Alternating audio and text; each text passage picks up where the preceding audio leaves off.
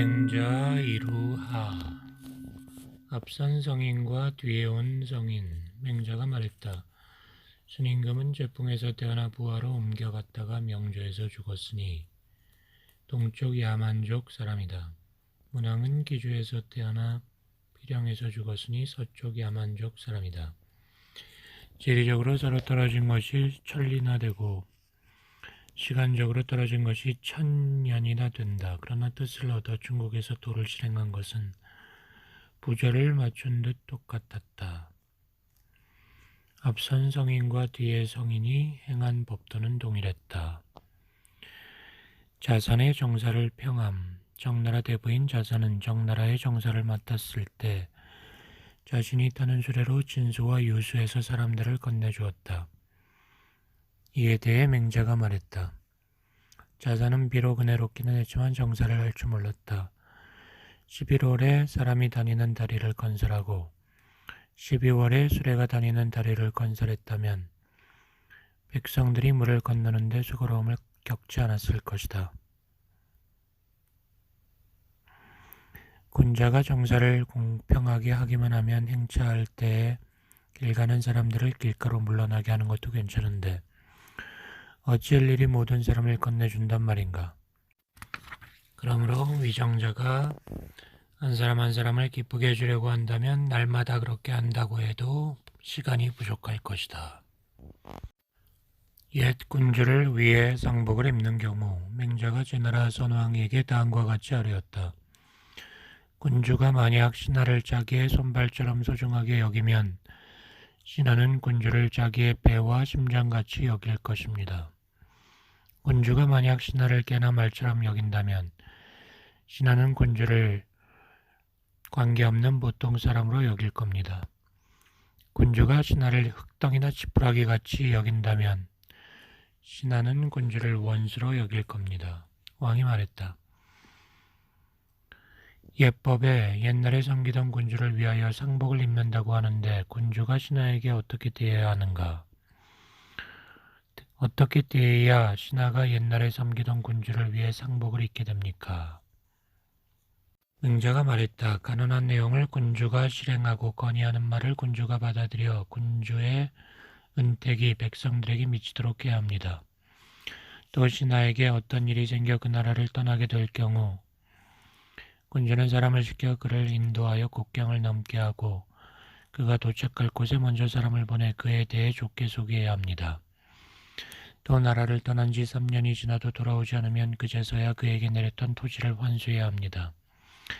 이것을 일러 3가지 예를 갖추었다고 합니다. 이와 같이 하면 신하가 옛날에 섬기던 군주를 위해 상복을 입을 것입니다. 오늘날에는 신하의 간언을 실행하지 않고 건의의 말을 받아들이지 않아서 군주의 은택이 백성들에게 미치지 않습니다. 또 신하에게 어떤 일이 생겨서 그 나라를 떠나게 될 경우 그를 붙잡아 놓고 가지 못하게 하고 또 그가 도착할 곳에 험담을 퍼뜨려 공공에 빠지게 합니다. 또 그가 나라를 떠나는 날로 즉시 그에게 내렸던 토지를 환수합니다. 이렇게 하는 사람을 원수라고 합니다. 원수인 옛날의 군주를 위해 무슨 상복을 입는 일이 있겠습니까? 맹자가 말했다. 죄가 없는데도 선비를 죽이면 대부가 관직을 버리고 떠나갈 것이고 죄가 없는데도 백성을 죽이면 선비가 딴 곳으로 옮겨갈 것이다. 맹자가 말했다. 군주가 어질면 어질지 않은 사람이 없게 되고 군주가 의로우면 의롭지 않은 사람이 없게 된다. 대인의 행위. 맹자가 말했다. 예인 듯하지만 사실은 진정한 예가 아닌 예와 의인 듯하지만 사실은 진정한 의가 아닌 의를 대인은 행하지 않는다. 현명한 원로의 역할. 맹자가 말했다. 중용의 덕을 지닌 사람은 그렇지 못한 사람을 길러주고 재능을 지닌 사람은 그렇지 못한 사람을 길러주므로 사람들은 현명한 원로가 있는 것을 즐겁게 여긴다. 만일 중용의 덕을 지닌 사람이 그렇지 못한 사람을 내버려 두고 재능을 지닌 사람이 그렇지 못한 사람을 내버려 둔다면 잘난 사람과 못난 사람과의 거리는 한치도 되지 않게 가까워지고 말 것이다. 해서는 안 될 것과 해야 할 것. 맹자가 말했다. 사람이란 하지 않는 것이 있은 후에야 무엇인가 하는 것이 있게 된다. 남에 대한 비방의 경계. 맹자가 말했다. 남의 나쁜 점을 말한다면 닥쳐올 후환을 어떻게 감당할 것인가. 공자의 사람됨. 맹자가 말했다. 공자께서는 너무 지나친 것은 하지 않으신 분이다. 대인의 말과 행동. 맹자가 말했다. 대인은 말을 함에 있어서 반드시 남들이 믿어주기를 바라지 않고 행동함에 반드시 상응하는 결과가 있을 것을 바라지 않으며 오직 의로움이라는 기준에 따라서 말하고 행동할 뿐이다.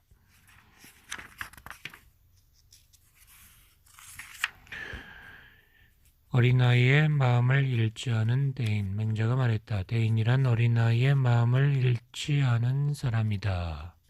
맹자가 말했다. 살아있는 부모를 봉양하는 것이 큰일이 아니라 죽은 부모를 장사 지내는 것이 큰일이다.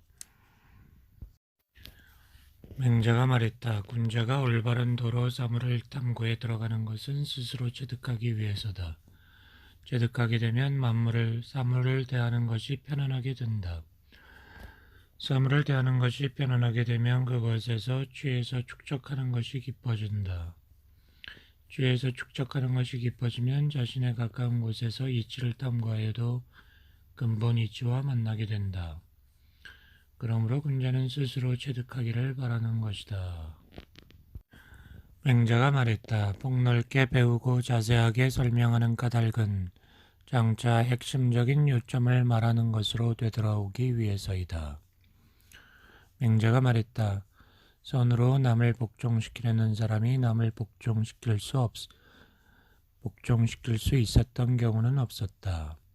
선으로서 남을 길러주고 나서야 천하 사람을 복종시킬 수 있다. 천하 사람들이 마음으로 복종하지 않는데도 통일된 천하의 왕이 될 수 있었던 경우는 없었다. 맹자왈. 말에 진실함이 없다면 상서롭지 못하다. 상서롭지 못한 말의 실질로는 남의 재능을 은폐하는 것이 그에 해당된다. 서자가 말했다. 공자께서는 자주 물을 찬미해 물이여 물이여라고 하셨는데 물에서 어떤 점을 높이 산 겁니까? 맹자왈. 근원을 가진 샘물은 솟구쳐 나와 밤낮으로 쉬지 않고 올라가며 웅덩이들을 채운 후에는 앞으로 나아가 사해까지 이른다. 근원이 있는 것은 이와 같으니 공자께서는 이것을 높이 산 것이다. 근원이 없는 빗물의 경우 7, 8월 사이에 빗물이 모여 크고 작은 도랑들을 채우지만 그것이 마르는 것은 서서 기다릴 만큼 금방이다. 그러므로 명성이 실제보다 지나친 것을 군자는 부끄럽게 여긴다. 맹자왈. 사람이 금수와 다른 점은 미미한데 보통 사람들은 그것을 내버리고 군자는 보존한다. 순임금은 사물의 이치에 밝았고 일륜을 잘 살펴서 인과 의에 따라 실천했을 뿐 인위를 억지로 실천한 것이 아니다. 맹자왈. 우임금은 맛있는 술을 싫어하고 선한 말을 좋아했다. 탕왕은 중용의 도를 지켰으며 현능한 사람을 기용함에 출신을 따지지 않았다. 문왕은 백성을 마치 상처 입은 사람처럼 가엾게 여겼고 도를 바라보고서도 마치 아직 보지 못한 듯이 여겼다. 무왕은 가까운 사람을 함부로 대하지 않았고 먼 곳에 있는 사람을 잊지 않았다. 주공은 우임금, 탕왕, 문왕, 무왕의 덕을 갖추고 그들이 했던 일들을 실천하고자 했다. 그것들 중에 당시의 실정과 부합하지 않은 것이 있으면 하늘을 바라보며 생각하기를 낮부터 밤까지 계속하다가 깨닫게 되면 그것을 실행하기 위해 앉은 채로 날이 새기를 기다렸다. 맹자왈. 성스러운 왕들의 자치가 사라지자 시가 없어졌고 시가 없어지고 나서 춘추가 지어졌다. 진나라의 승과 초나라의 도올과 노나라의 춘추는 다 같은 성격의 책들이다. 춘추의 내용은 제나라 황공과 진나라 문공에 관한 일이고 그것을 기록한 글은 사관의 문체이다. 공자는 이렇게 말했다. 그 속에 담은 의리는 내가 외람되게 취한 것이다. 맹자왈, 군자의 영향도 5세대를 지나면 끝나고 소인의 영향도 또 5세대가 지나면 끝난다. 나는 공자의 제자가 될 수 없었지만 5세대가 지나기 전에 공자의 도를 배웠다. 맹자왈, 자기 것으로 취해도 될 것 같지만 취해서는 안 되는 경우인데 취한다면 청렴을 해친다. 남에게 주어도 될 것 같지만 주어서는 안 되는 경우인데 준다면 은혜를 해친다.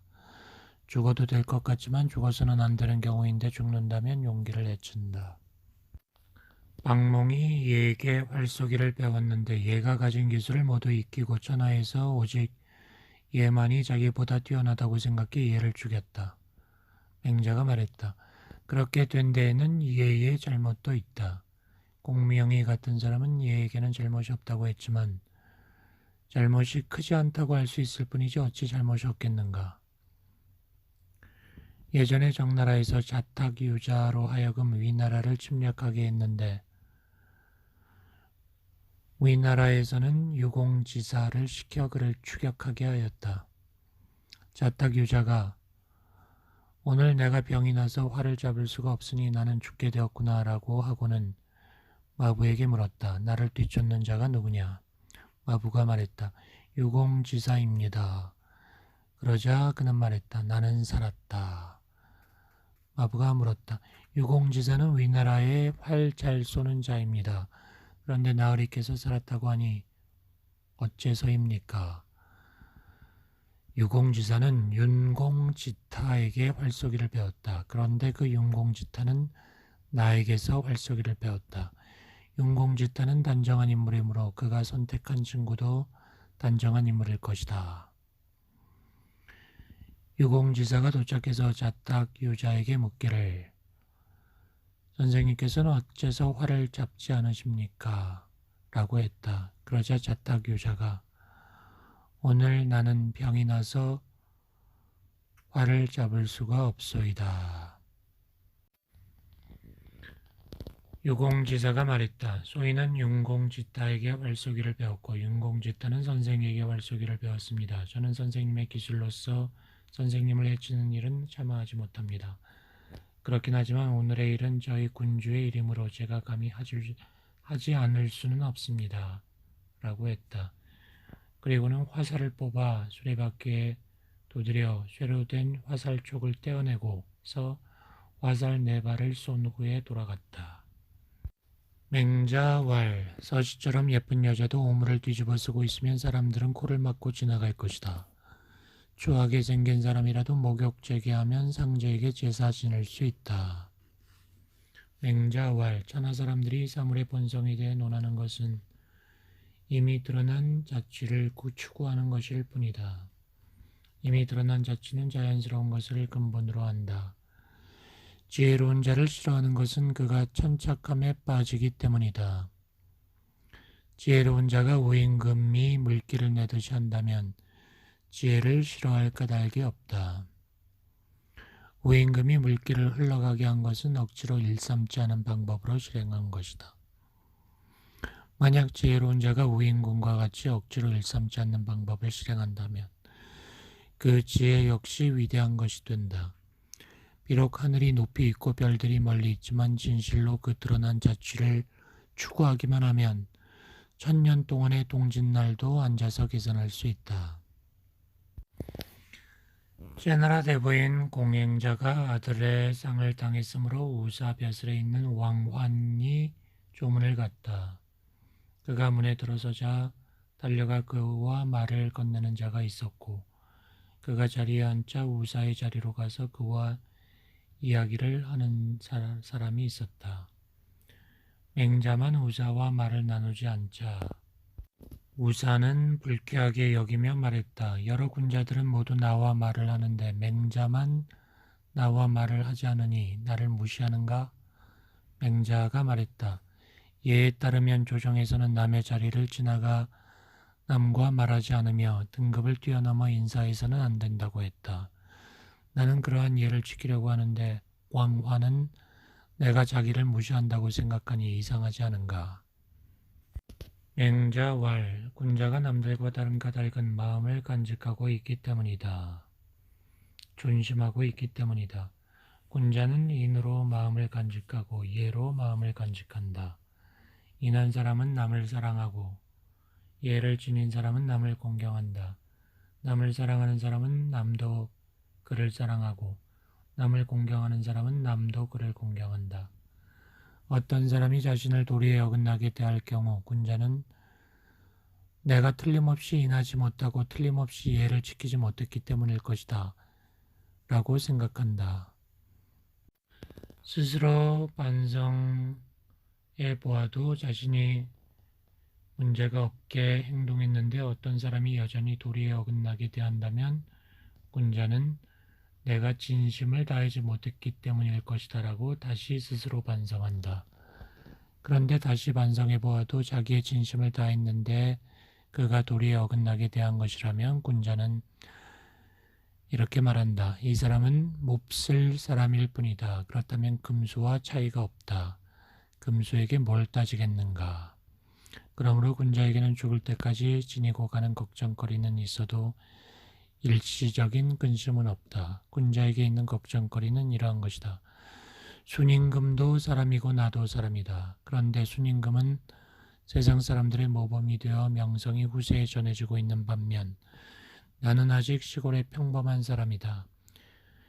이러한 것이야말로 걱정거리로 삼을 만하다. 그것을 걱정한다면 어떻게 해야 하나? 순임금처럼 해야 할 뿐이다. 그것 말고 군자가 근심하는 것은 없다. 어진 일이 아니면 하지 않고 예가 아니면 행하지 않기 때문이다. 비록 갑작스럽게 닥치는 근심이 있다 하더라도 군자는 그것을 근심으로 여기지 않는다. 우임금과 후직은 태평한 시대에 3번이나 자기들의 문 앞을 지나가면서도 집안에 들어가지 않았으므로 공자는 그들을 어질다고 찬양했다. 안회는 난세의 노추한 골목에서 초라한 밥 한 그릇과 물 한 바가지를 먹으며 살았다. 다른 사람 같으면 그런 가난을 감당하기 어려웠을 것이다. 그러나 안자는 변함없이 즐거워하였다. 그래서 공자는 그를 칭찬한 것이다. 맹자왈, 오임금과 후직, 그리고 안회가 추구한 도는 하나였다. 오임금은 세상 사람 중에 물에 빠진 자가 있으면 자기가 물에 빠진 것처럼 생각하고 도와주었다. 후직은 세상 사람 중에 굶주린 자가 있으면 자기가 굶주리게 한 것처럼 생각했으므로 그렇게 다급하게 사람들을 구제했다. 오임금과 후직과 안자는 서로 처지가 바뀌더라도 그렇게 했을 것이다.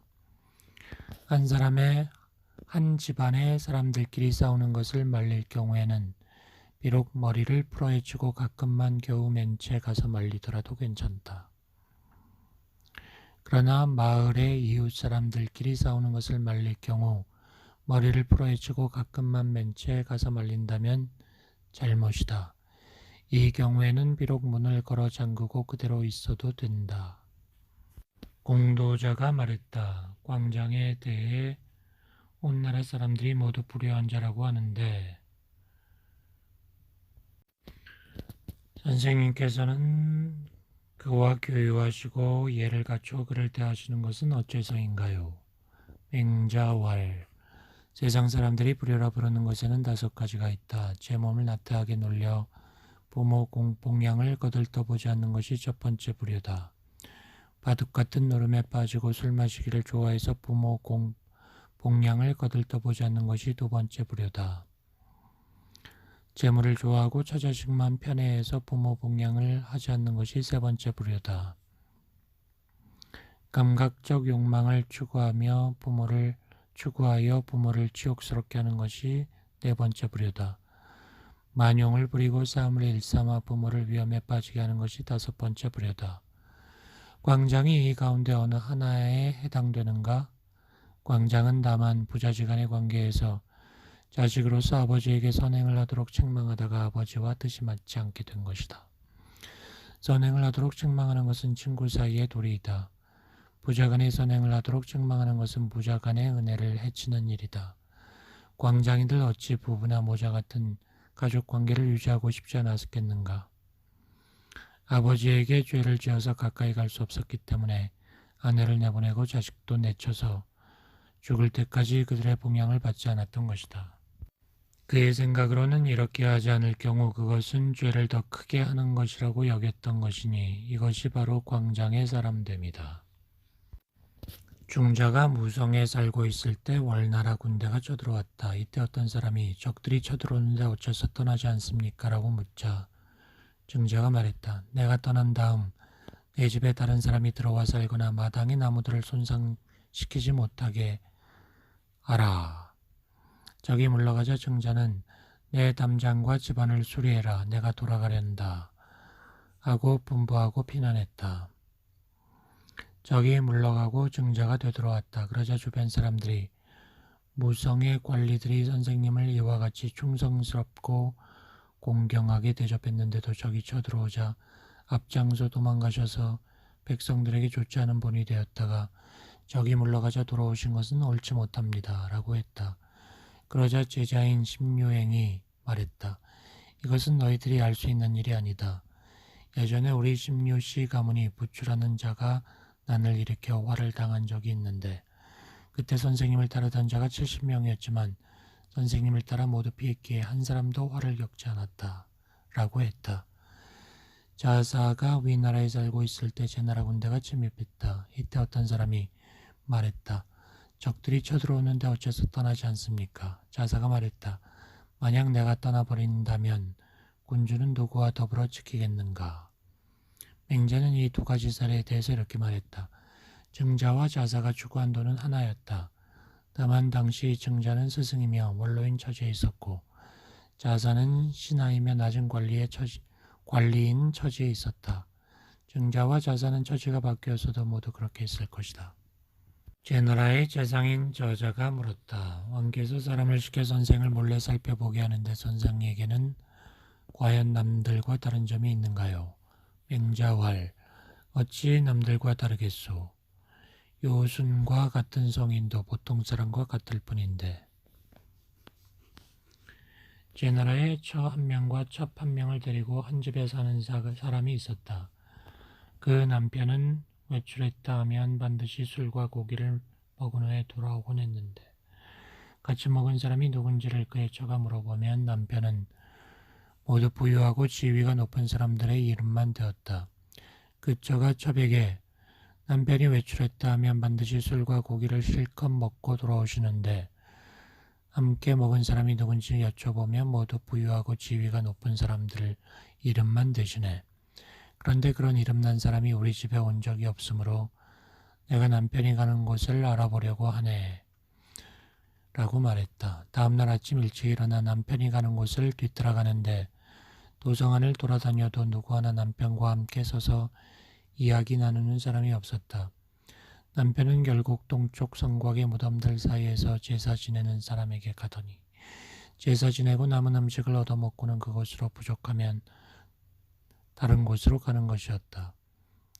이것이 바로 그가 배불리 먹는 방법이었던 것이다. 아내가 돌아와 첩에게 말하기를 원래 남편이란 우러러보면서 일생을 함께 살아갈 사람인데 지금 우리들 남편은 이 모양이네 라고 하고서 첩과 더불어 남편을 흉보면서 마당 가운데서 서로 울고 있었다. 그런데 남편은 아무것도 모르고 의기양양하게 들어와서는 처첩들에게 의시되었다. 군자가 볼 때 오늘날의 사람들이 부귀와 영달을 구하는 방법치고 이처럼 처첩들이 부끄럽게 여기고 울지 않을 것이 드물다.